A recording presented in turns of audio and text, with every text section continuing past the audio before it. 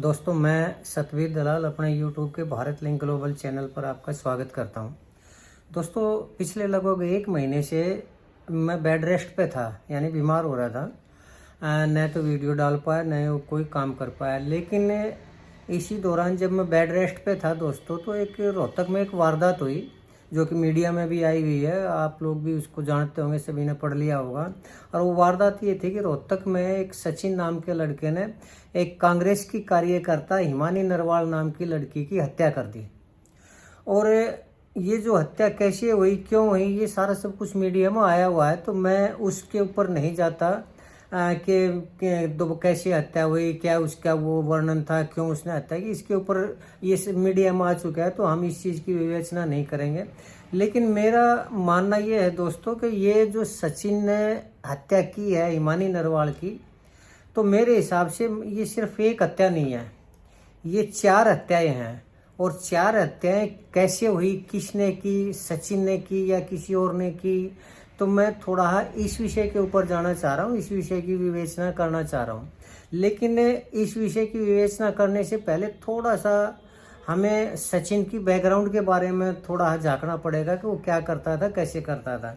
तो सचिन नाम का ये लड़का दोस्तों, सांपला के पास एक उसका पैतृक गांव है, उसके अंदर उसकी गांव के बस स्टैंड पर एक दुकान हुआ करती मोबाइल रिपेयर की। और उस मोबाइल रिपेयर की दुकान के अंदर वो उसका इतना काम था कि उसके परिवार का जो पालन पोषण था, उसकी पत्नी और उसके 2 बच्चों का पालन पोषण अच्छी तरह हो जाया करता, और वो अपना ठीक काम चला रहा था। लेकिन दोस्तों, आजकल है ना, पिछले 10 साल से जो सरकार ने है ना, वो सरकारी नौकरियां ख़त्म कर दी, और नौकरियां दे भी रही है तो ये 10,000, 12,000, 15,000 की या 20,000 की नौकरियां दे रही है। तो इसमें गुजारा होता नहीं, क्योंकि 10-15 हज़ार रुपये की इनकम आदमी क्या खाएगा, क्या अपने बच्चों का भविष्य बनाएगा। वो हैंड टू माउथ तो हो सकता है, यानी पेट तो भर सकता है, लेकिन इससे आगे वो नहीं कर सकता। तो इसका साइड इफ़ेक्ट ये हुआ है दोस्तों कि आजकल के जो युवा लड़के लड़कियां हैं ना, वो सोशल मीडिया पर एक्टिव है। क्यों? क्योंकि काम धंधा उनके पास है नहीं, रोजगार उनके पास कोई है नहीं। तो टाइम पास करने के लिए कोई यूट्यूब के ऊपर, कोई फेसबुक के ऊपर, कोई दूसरे व्हाट्सएप के ऊपर, या कोई इस तरह मतलब अपना टाइम पास करता है। लेकिन इसी सोशल मीडिया का दोस्तों एक खराब रिजल्ट ये है कि इसके ऊपर जो लड़के लड़कियां हैं ना, वो एक दूसरे से जान पहचान करके फ्रेंड रिक्वेस्ट भेज के या फ्रेंड करके ना आपस में जानकारी कर लेते हैं, और फिर उसके बाद उन लोगों की दोस्ती हो जाती है। दोस्ती के बाद फिर उन लोगों के अंदर कह सकते हैं कि संबंध स्थापित हो जाते हैं।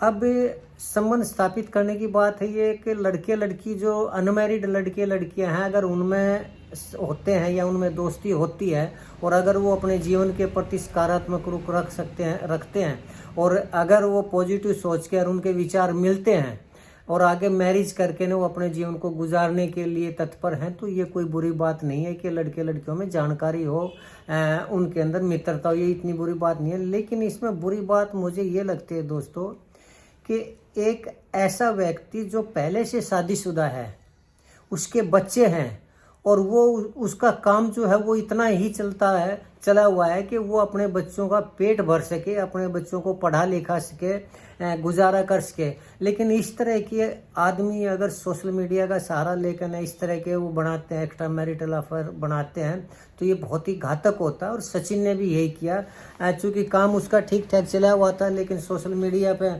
उसने हिमानी नरवाल के साथ उसकी जानकारी होगी, फिर उनके अंदर दोस्ती होगी, फिर उसके बाद उनके संबंध हुए या नहीं, हम इस चीज़ में नहीं जाते।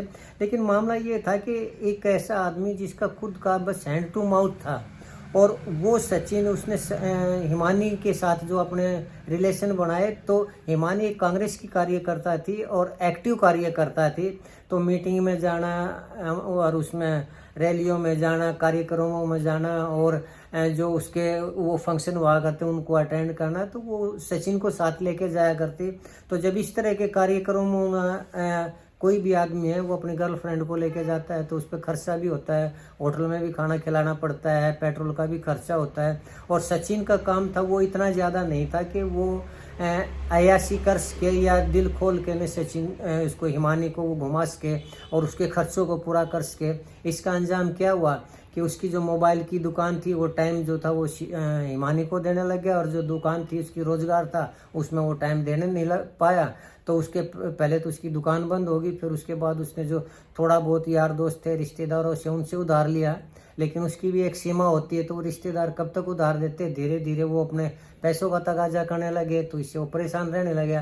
उधर जब हिमानी ने देखा आगे, पहले तो इसने बड़ी बड़ी हाँकी थी कि मैं ये हूँ मैं हूँ, और उसके बाद फिर जब इसके पास कुछ है नहीं, तो हिमानी भी इस मामले में थोड़ा आकड़वाट होगी, और सचिन उससे लगभग अपना पीछा छुड़ाना चाह रहा था। क्यों? क्योंकि उसके पास इतने पैसे थे नहीं कि वो अफोर्ड कर सके, लेकिन वो उसके साथ भी रहना चाह रहा था, लेकिन उसके बावजूद उसके पास पैसे थे नहीं, तो बर्डन तो उसमें भी था, डिप्रेशन तो उसमें भी आया हुआ था। और जिस दिन सचिन और हिमानी घर पर थे तो उनका जो झगड़ा हुआ था वो पैसों को लेकर ही हुआ था। क्यों? क्योंकि सचिन खर्चे पूरे कर नहीं पा रहा था, और हिमानी एक एक्टिव कार्यकर्ता थी, उसको खर्चे चाहिए थे। तो इसी बात के ऊपर बात बढ़ते बढ़ते जो कि सचिन को लग रहा था कि वो फंस चुका है। क्यों? क्योंकि उसकी पहले से ही बीवी है, परिवार है, उनको टाइम नहीं दे पा रहा है, उनके खर्चे नहीं दे पा रहा है, और उससे उसके खुद के परिवार में भी झगड़ा होने लग गया। उसकी जो घरवाली है वो भी जाकर अपने बच्चों के साथ अपने मायके चली गई। तो वो किसी तरह हिमानी से मेरे हिसाब से पीछा छुड़ाना चाह रहा था, और उस बात में बात इतनी बढ़ गई कि उसने हिमानी की हत्या कर दी। अब दोस्तों उसने हत्या कर दी कि कैसे कर दी, क्यों कर दी, वो तो सभी मीडिया पर आया हुआ, लेकिन मेरा इसमें जो विवेचना है वो ये है कि ऐसा अक्सर होता क्यों है। और सचिन ने मेरे हिसाब से सिर्फ हिमानी की हत्या नहीं की, उसने अपने बच्चों की भी हत्या की, उसने अपने पत्नी की भी हत्या की। क्यों? क्योंकि जो पैसे वो हिमानी के ऊपर खर्च किया करता, वो पैसे वो कहाँ से लेके आया करता? वो अपने बच्चों के मुंह में से निवाला निकाल के ने अपनी गर्लफ्रेंड के ऊपर वो पैसे खर्च किया करता। तो जो बच्चों के भविष्य में लगना चाहिए था, जो उनकी पढ़ाई लिखाई में लगना चाहिए था, वो जो उसके परिवार के पालन पोषण में पैसा लगना चाहिए था, वो पैसा उसने गर्लफ्रेंड के ऊपर सारा पैसा खर्च कर दिया। तो परिवार की जो उसके बच्चों के सपने थे, क्या उनकी हत्या नहीं हुई? जो उनके जो उसकी पत्नी की सोच थी, जो उसकी पत्नी जो अपने लव मैरिज उसने की थी, अपने माँ बाप को छोड़ के ने वो सचिन के साथ आ रही थी, क्या उसके भविष्य की हत्या नहीं हुई?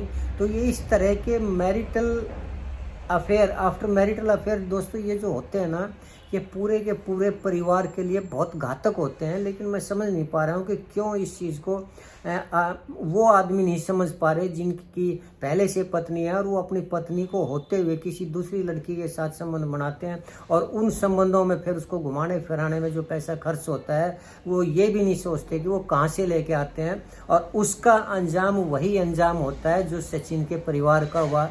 अब ये उसकी पत्नी की नज़रों से देखना या उसके बच्चों की नज़रों से देखना, तो थोड़ा ये विचार करके देखिए कि अब उसके बच्चों का भविष्य क्या होगा। ठीक है, सचिन ने हत्या कर दिया, वो आजीवन कारावास में, वो तो जेल में पड़ा रहेगा, लेकिन उसकी पत्नी अपने परिवार अपने बच्चों का पालन पोषण कैसे करेगी? उसके जो बच्चे जो पढ़ाई लिखाई में किया करते, अब वो कैसे पढ़ाई लिखाई करेंगे, कहाँ से पैसे आएंगे? और अगर वो उसकी पत्नी अपने मायके में जाके ने भी उन बच्चों की पढ़ाई लिखाई का वो करती है, तो ज़्यादा से ज़्यादा सरकारी स्कूल में ही पढ़ पाएंगे, लेकिन उन बच्चों के अंदर जो हीन भावना आएगी उसका क्या? उसकी पत्नी के मन में बार बार ये चीज़ कचोटती रहेगी कि वो अपने घर की बजाय अपने मायके में पड़ी हुई है, और उसके अंदर जो हीन भावना आएगी, बच्चों का जो भविष्य है उसके ऊपर उसका असर पड़ेगा। तो उस चीज़ के ऊपर कौन विचार करेगा?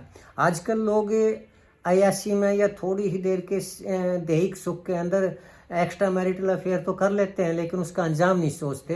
तो उसका अंजाम किसने सोचना है? उसका अंजाम समाज ने सोचना है, और उन आदमियों को भी सोचना पड़ेगा जो इस तरह के अफेयर कर लेते हैं और जो अपने बच्चों के भविष्य को बर्बाद कर देते हैं, अपने बच्चों की पढ़ाई लिखाई, उनका कैरियर, उनका सब कुछ दाव पर लगा देते हैं, और वो भी सिर्फ एक थोड़ी सी देर के सुख के लिए।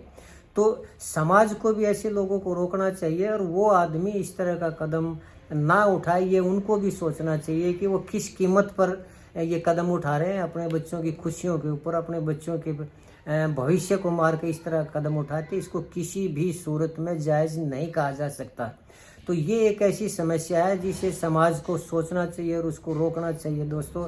तो आज के दिन में सिर्फ इतना ही कहना चाहूँगा कि एक्स्ट्रा मैरिटल अफेयर पूरे परिवार के लिए बहुत घातक होते हैं और ये इस तरह का कदम किसी भी आदमी ने नहीं उठाना चाहिए और समाज को भी जितना भी संभव हो सके ऐसे आदमियों को समझाना चाहिए। नहीं समझते तो उनका सामाजिक रूप से बहिष्कार भी करना चाहिए। तो आज के लिए मैं यही कहना चाह रहा था दोस्तों। तो अगर आपको लगता है कि मेरा सोचना ठीक है और अगर आपको ये ठीक लगा तो मैं आपसे प्रार्थना करना चाहूँगा कि आप मेरे इस वीडियो को लाइक करें, शेयर करें और दोस्तों विशेष निवेदन ये करना चाहूँगा कि आप मेरे चैनल को सब्सक्राइब ज़रूर करें ताकि मैं इस तरह की अपनी जो विवेचना है आप तक पेश करता रहूँ और आपको पसंद आती रहे। इसके साथ ही आपने मेरे इस वीडियो को देखा, इसके लिए आपका बहुत बहुत धन्यवाद। नमस्कार, जय हिंद, जय भारत।